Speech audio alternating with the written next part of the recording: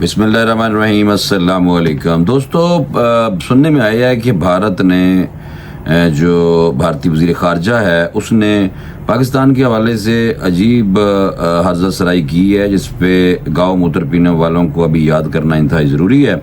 मैं आपको ये बताऊंगा कि उसका रिएक्शन पाकिस्तान ने क्या दिया है, और ये जो जयशंकर है गाँव मूत्र ड्रिंकर, इसके बारे में बताऊंगा कि इसने क्या बात की है। और दूसरा मैंने आपको ये बताना है कि पाकिस्तानियों के लिए ओमान से एक बहुत बड़ी खुशखबरी है, वो क्या खुशखबरी है ये बताया जाएगा। और तीसरी वेरी इंपॉर्टेंट बात है मेरे नज़र में, क्योंकि जो फ़लस्तीन में जो मुसलमान हमारे भाई हैं वो कुर्बानियाँ दे रहे हैं, और वहाँ पे जो उस हवाले से जो अमेरिका का यू टर्न आया है, एक अमेरिका ने धोखा दिया है। क्या धोखा दिया है मैं आपको ये बताऊंगा, और आपको फ़र्ज़ बनता है कि आप इस पूरे वीलॉग को देख लें।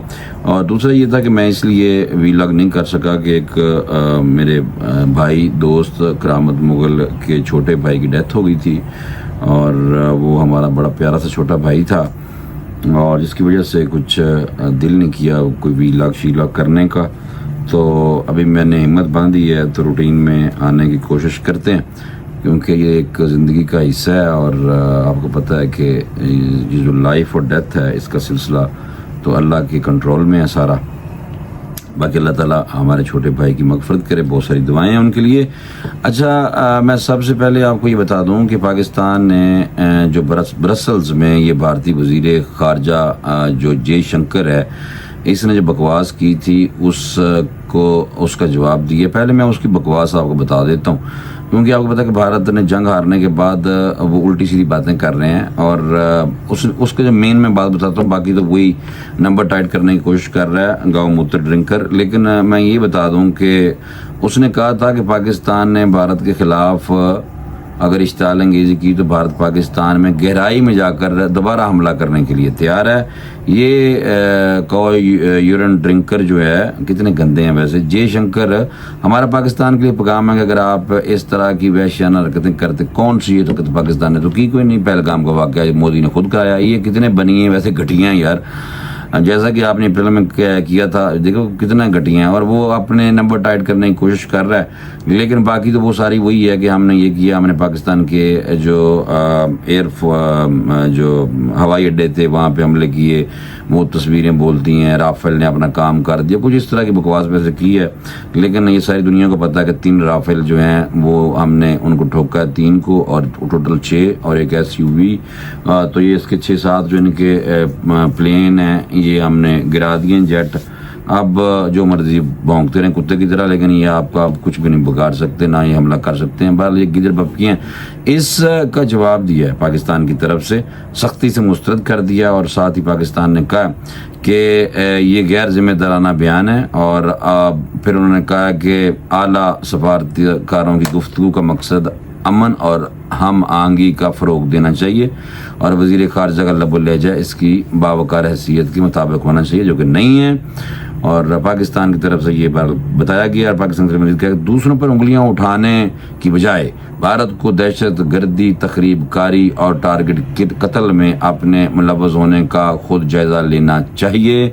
भारत को भी अपने हालिया जारहाना इक़दामात को जवाज़ फराहम करने के लिए गुमराह कुन बयानिए से परहेज़ करना चाहिए। और भी बहुत कुछ कहा है, यानी कि पाकिस्तान के हवाले, पाकिस्तान की तरफ से जो कहा गया कि ये जो बयानियाँ बनाने की कोशिश की गुमराह कुन है। मशवरा दिया है कि अपनी गुफ्तगू के म्यार को बेहतर बनाओ। भारतीयों, पाकिस्तान के बारे में अपने जुनून को तर्क करो। तारीख इस बात का फैसला नहीं करेगी कि कौन सबसे ज़्यादा चीखा, बल्कि किसने सबसे ज़्यादा अक्लमंदी का मुजाहरा किया। तारीख इसको याद रखेगी।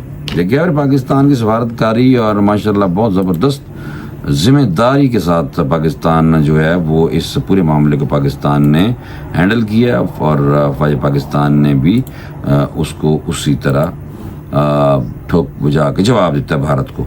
अच्छा, अमेरिका का एक जो है धोखा मैं कहूँगा वो इसलिए कि कल तक ये बार बार कह रहे थे अमेरिकी के जी आज़ाद फ़लस्तीन होना चाहिए। अब वो यकदम यूटर्न ले गए और अमेरिका आज़ाद फ़लस्तीनी रियासत के हदफ से ابھی پیچھے ہٹ چکا ہے. یہ ڈیٹیل ہے میرے سامنے, میں تھوڑا سا آپ کو بتا دیتا ہوں.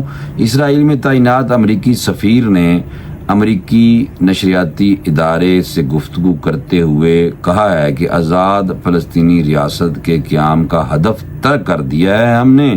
آزاد فلسطینی ریاست اب ہماری پالیسی کا حصہ نہیں ہے. یہ وہی بات میں پہلے سے کہتا ہوا آ رہا ہوں کہ اسرائیل بھارت کا دوست ہے, اور بھارت اور اسرائیل نے مل کے پاکستان پہ حملہ کیا تھا. اسرائیلی وہاں بیٹھے ہوئے تھے بھارت میں آ کے, یہ پہلگام کے واقعے کے بعد, پاکستان نے ٹھوک بجا کے ان کو جواب دیا تھا, اور ہو سکتا ہے کہ وہاں بھی اسرائیلی کوئی مرے ہوں گے. تو دوسرا یہ ہے کہ امریکہ اسرائیل کے ساتھ ہے, اور اسرائیل امریکہ کا بغل بچہ ہے, یہ بھی آپ یاد رکھو.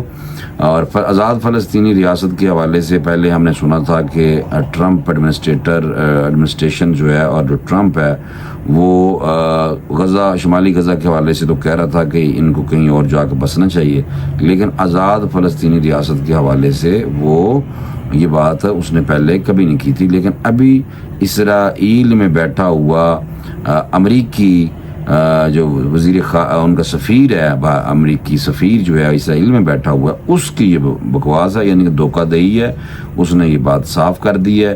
حالانکہ آپ کو یہ پتہ ہونا چاہیے کہ امریکی سفیر کا یہ جو بیان ہے یہ بالکل عین اس وقت آیا کہ جب آزاد فلسطینی ریاست کے قیام کے لیے اقوام متحدہ میں ایک بین الاقوامی کانفرنس کا انعقاد ہونے جا رہا ہے.